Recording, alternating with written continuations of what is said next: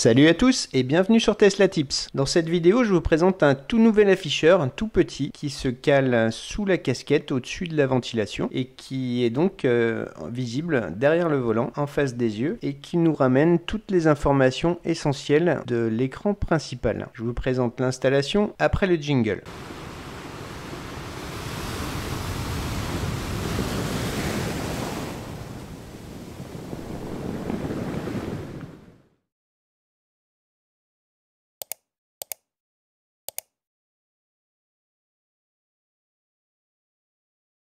Voici comment se présente l'emballage, donc une boîte toute simple avec un film plastique, et à l'intérieur on retrouve donc une notice en anglais avec des photos d'explication du montage. Alors pour information, c'est le montage le plus simple que j'ai fait jusqu'à présent, ça prend allez, 10 minutes, un quart d'heure. Donc la notice est très claire. Ensuite on a le câble interface qui va venir se connecter dans la voiture et le petit câble rond sur lequel on va venir connecter l'écran. On a ensuite l'écran par lui-même, donc vous voyez il est vraiment tout petit, hein. Il va se caler sous la casquette au-dessus de la ventilation, le câble rond pour le connecter sur le câble en interface et un petit outil de démontage de garniture. Alors attention, hein, la marque derrière a son importance, mettez-la à l'endroit quand vous allez positionner l'écran de façon à avoir les affichages dans le bon sens. Alors pour commencer, comme à chaque fois hein, quand on monte un appareil électrique sur la voiture, on va dans sécurité, couper l'alimentation,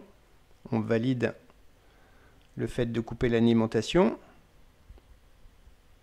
et on se retire de la voiture pour ne pas activer les capteurs tout en ayant pris soin d'ouvrir les portières avant. On va ensuite derrière démonter le cache qui se trouve entre les sièges à l'arrière de la console centrale. On glisse le petit outil derrière le cache et on tire, c'est juste clipser hein, des agrafes comme toutes les pièces Tesla et on viendra donc se brancher sur cette prise bleue qui est derrière le cache. On mettra ce câble entre les deux prises bleues. Voici le positionnement des agrafes sur le cache, donc 3 en haut, 2 en bas. C'est toujours plus simple à démonter hein, quand on sait où sont placées les agrafes. Pour démonter cette prise, on appuie sur la petite languette et on tire en même temps. Super simple, hein. On vient ensuite brancher le câble fourni entre les deux.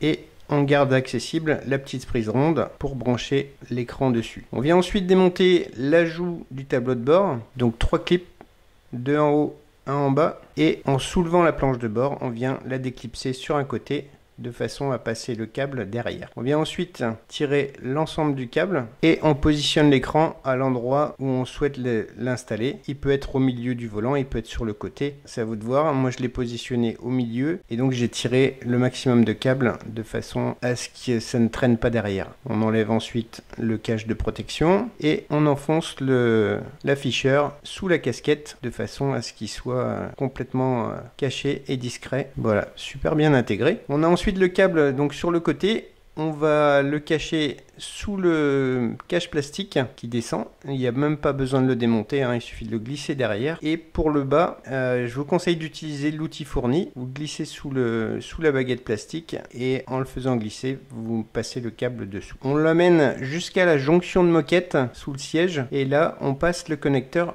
entre la moquette et le rail du siège. Très important de le passer sous le rail hein, pour pas le sectionner. Une fois le câble passé, on avance le siège au maximum pour se laisser de la place pour travailler derrière. Et donc on retrouve le connecteur qui est passé sous le rail. En passant, j'en profite pour vous rappeler l'importance des grilles de protection de la ventilation hein, sous le siège. Je vous mets la fiche de la vidéo en haut à droite. On attrape le connecteur, on tire sur le câble et on va faire la même chose de l'autre côté. Au niveau de la jonction de moquette, on va passer entre la moquette et le rail du siège. On retrouve ensuite le connecteur entre le siège et la console centrale. Il suffit de l'attraper et de tirer sur le câble pour l'amener jusqu'à son connecteur. Pour le connecter, faites-le pivoter. Il y a un petit ergot, hein, donc vous le faites pivoter jusqu'à ce que ça s'emboîte et vous le connectez jusqu'au clic. On range ensuite les câbles derrière et on n'a plus qu'à reclipser le petit cache de la console centrale. Dernière opération, on réinstalle l'ajout du tableau de bord et l'installation est terminée. Quand je vous disais qu'elle était simple, Elle est vraiment simple celle-ci. Donc voici ce que ça donne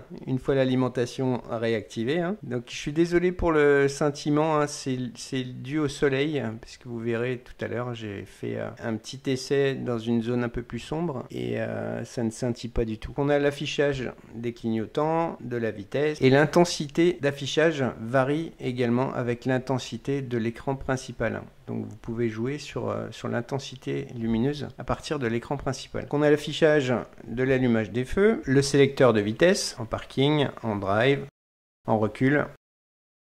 Et voici ce que ça donne derrière le volant. C'est très discret. Alors j'ai fait un petit essai de synchronisation pour voir. Ça a l'air d'être bien synchronisé. Il aurait même un léger temps d'avance sur l'écran principal. Mais dans l'ensemble, c'est très cohérent. Donc, vous voyez, quand c'est un peu plus sombre, ça scintille un peu moins. Vous le verrez encore mieux tout à l'heure.